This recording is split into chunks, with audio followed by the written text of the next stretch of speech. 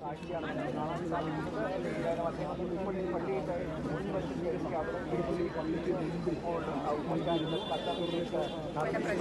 തുടക്കമാണെങ്കിലും അതിന്റെ വിജയത്തിന് ശേഷമാണെങ്കിലും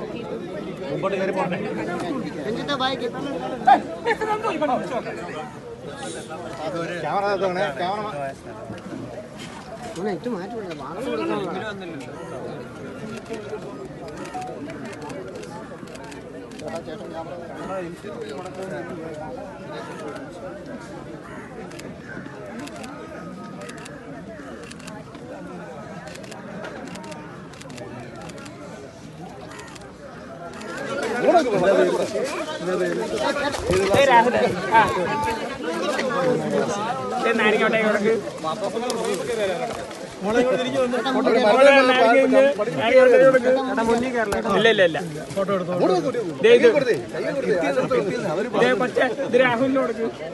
ഇന്നലെ ഗുരുവായൂർ പോയിട്ട് പ്രാർത്ഥിച്ചിട്ട്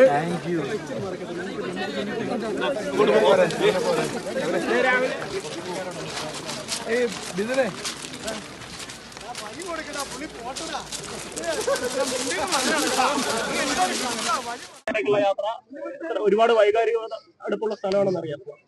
പാലക്കാട്ടേക്കുള്ള യാത്ര മാത്രമല്ല, രാഷ്ട്രീയ യാത്ര തന്നെ തുടങ്ങിയതും മുന്നോട്ട് പോകുന്നതും എല്ലാം ഇവിടെ നിന്നാണ്.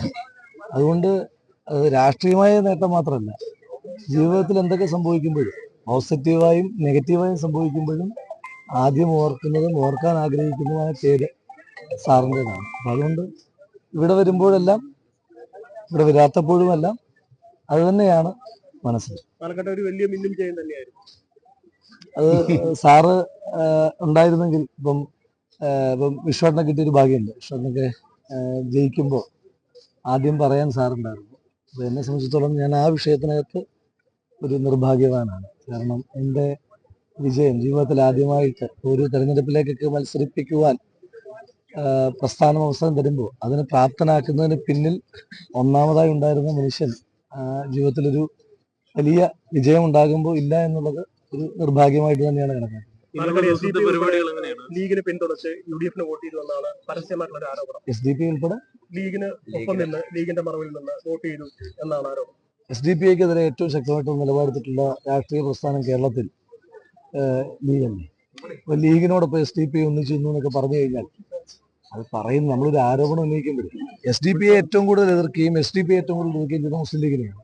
ആ ലീഗിനോടൊപ്പം SDP കൂടി എന്നൊക്കെ പറഞ്ഞു കഴിഞ്ഞാൽ ഒരു തമാശയല്ലേ.